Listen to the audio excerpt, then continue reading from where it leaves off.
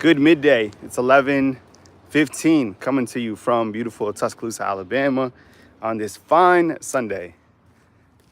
You know, I love Sundays because it gives you a great time to not only rest, but also to reflect and to show gratitude.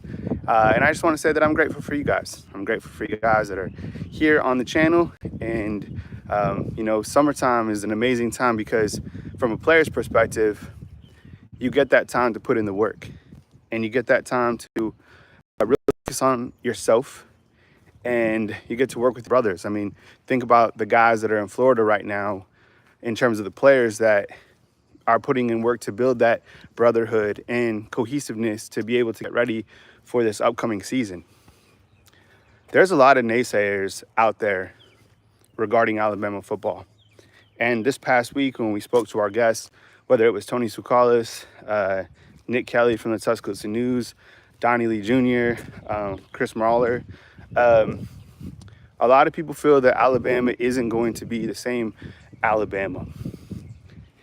And let me ask you before we get going, type yes or type Y inside the comment box if you feel that there is more naysayers than ever regarding Alabama football, because they feel that the product will not be the same without Coach Saban.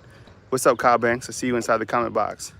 Herman, what's up? I appreciate you being here. Thank you so much. I really appreciate you guys.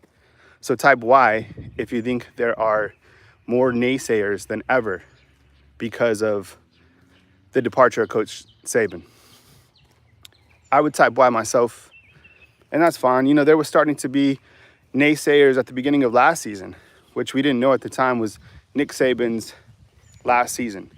And let's kind of rewind and tell the story of last season and kind of how that went into this whole naysayer mentality from the world of college football. So if we look back to last season, we had almost kind of the same type of outlook in terms of naysayers. And a lot of it was because people feel that, and they felt at that time that Nick Saban had lost his fastball, that Nick Saban couldn't have an offense or had lost kind of control of the defense. And going into that season, I think as a collective group, we didn't know who the quarterback was really going to be. People were split inside the locker room about the quarterback. Remember the great cake bake-off? And early in the season, it wasn't the Alabama football that we were accustomed to. But with really good coaching and really good second half adjustments, Coach Saban was able to put together a remarkable season. Right now, in the middle of the May, I still can't believe that he didn't get Coach of the Year, because I feel that in time, we'll kind of reflect back and realize that was one of his best seasons that he's coached. Let me ask you this again, undefeated. Appreciate you being here. Good morning to everybody. Do you feel that last season was one of the best seasons that Coach Saban ever had in terms of coaching? Type Y if you agree. Best season for coaching under Coach Saban last season. Not that he did more with less. I just think that he was able to have this team play better and better. How many times was that team down last season? Okay, so my point is, there are so many naysayers out there, and they feel that now with Coach Saban gone, that they can attack Coach Kalen DeBoer. And let me switch this up real quick. I'm gonna tell you why, okay? People feel that Coach Kalen DeBoer is too nice. People feel that Coach Kalen DeBoer is soft. People feel that Coach Kalen DeBoer is just an offensive-minded coach. And I would be very careful about doing that, because you can't look at somebody who's just being nice and being respectful in terms of media, and you can't take people's kindness for being soft, because we don't know the fire in his belly. This is a guy who had the stones to stand up to take over Coach Saban's job. He did. There was a lot of people that were probably offered the job, or maybe that wasn't even the case, but maybe people thought about the job but didn't have the stones to take it. When you take over a job like this, you're taking over for the greatest college football coach ever. And the expectations that come with this job are almost impossible to hit. So I respect that. And while seems like a really nice guy and he's doing interview after interview, I wouldn't look at his kindness for being soft, because we don't know what he's going to bring come that first Saturday when Alabama takes on Western Kentucky. People too much on the surface level, but we don't know what's underneath them. And I think when you look back to Coach Kalen DeBoer and the seasons that he's put together, whether it was NAIA or Indiana or Fresno, Washington, it's been pretty remarkable to see what he's done with, let's face it, a roster that is not as talented as this roster. And now when you look to this roster, were there some holes in the springtime? Yeah, for sure. There was a lot of holes in the springtime. There was a lot of holes on the offensive line. There was holes in the special teams. There was a lot of holes within the secondary. And just because these players are here doesn't mean that they're going to contribute at the ultimate level. We have to see them actually in game time situations. But when we continue to talk to, people, we hear that Damani Jackson is going to be that guy. Keon Sabb going to be that guy. Jeremy Bernard coming in is going to be that guy. We saw a little bit of it during springtime. So my point is, during this middle time of May, it gives you a time to reflect on what's coming. And I think people are going to be really overwhelmed with how good this team is. And I think that there's going to be a lot of people when Alabama does face some adversity, and it will come. It always does, every single season. And they're going to be like, this is Coach Kalen DeBoer is not Coach Saban. He's not at all. I mean, he doesn't have so far that same charisma that Coach Saban had, at the podium, and that's fine. This is a different style. This is a different mantra. But it doesn't mean that it can't work. And I think he's going to do really well in his initial season at Alabama. I wouldn't be surprised if this team makes a run for the national championship. How could they not? Right? Look at all the components on this team. Let me ask you this. Inside the comment box, type Y if you feel that this team has enough talent to make a run for the national championship. Type Y. Man, it's getting hotter than hell out here. Now, I appreciate you guys joining me today on Sunday. Sunday is a day for gratitude, a day to be thankful for the people that are in your corner. I'm thankful for you watching this video. So please drop a thumbs up on this video. So yeah, that's kind of, the angle of today is, thinking about this Alabama football team and, the naysayers that exist are out there. They think that this program and this organization is done. That couldn't be any further from the truth. You look at guys that Alabama is able to pick up, and I know, like yesterday, they picked up Jamarion Gordon, right, out of Jackson, Alabama. A very talented player, but people I was reading inside the comment box, they're like, oh, he's 2026. He probably decommit. He might. Who knows? I mean, he's a long way off.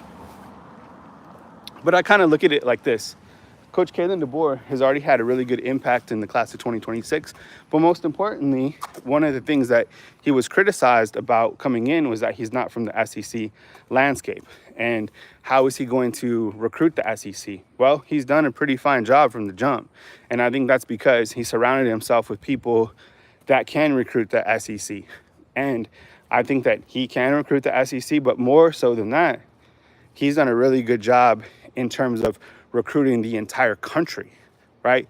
He's already putting together a very good class of 2025. And when you look to far out 2026, I don't really get caught up in the 2026 stuff because it's too far out. But I mean, when you get prospects that are in the state of Alabama that are already jumping on board, that says a lot to me. So I really like his recruiting approach. And I think that he's a genuine person. And I think that he is up for the job in terms of recruiting at a very high level for Alabama. You know what? One of the things that I look at, did you guys see the interview with Courtney Morgan on 24/7 Sports? If you haven't, go check it out. He said this. He said that high school recruiting is always going to be kind of the forefront of building Alabama's roster. And I love that mindset because I think right now in life, we are kind of a society, we are a society that loves instant gratification. Transfer portal guys are instant gratification in terms of like fostering the overall growth of these high school players that are capable to play at this level. Clearly, it just might take them a little bit more time. But Courtney Morgan said that they're always going to keep the high school guys on the forefront. And I like that. You know, look, the state of Alabama, one thing that I've learned after 8 years of living here is that the high school football talent, it's so good here. There are so many talented high school coaches here. And there are so many talented high school players here. So you can still have a good base of your foundation from right here in the state of Alabama. Now, when you are putting together a roster, it's important to develop those players. And I think these coaches are in position to do that. It's a group of younger coaches that I feel are capable to build up high school talent. I look at the coaches on the roster right now. Man, these guys are young, right? I mean, someone do some quick research. Is Coach Kapilovic the oldest coach on the roster, right? In the coaching roster? I think so, right? Robert Gillespie, running backs, Freddie Roach, the ends, right? Jay Lindsey, even with the special teams. Can someone look that up? Who is the oldest coach on this roster? And you look at it like last year, what Coach Saban, 72? Kevin Steele, 68. So what they did is kind of like re-gentrify the program in a sense. And I love the fact that Coach Saban has enough emotional intelligence to understand that he couldn't tell people that he was going to be here for 5 more years. He's not going to be here for, 7 more years in terms of coaching. I like that. When it's time to step aside for the better of the organization, he did that. So, no, I like that. I like kind of the mentality of it, but they did re-gentrify. And I think these younger coaches can develop high school talent. And you know what? In the month of May, you have a lot of visitors coming in because that's when Alabama holds their own football camps.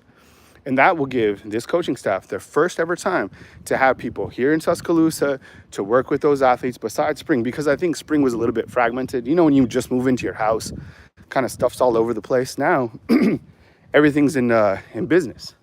So just walking by, this is Freddie Roach's house right here. I don't live too far from Coach Freddie Roach. I live just up the street over here.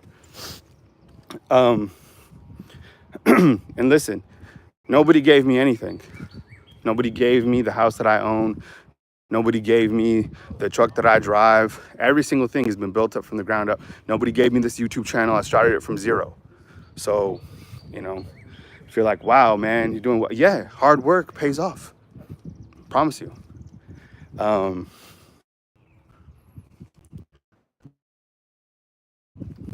Don't take his kindness for somebody. I'll catch up with you guys soon. I love all you guys. Happy Sunday. Catch up with you guys.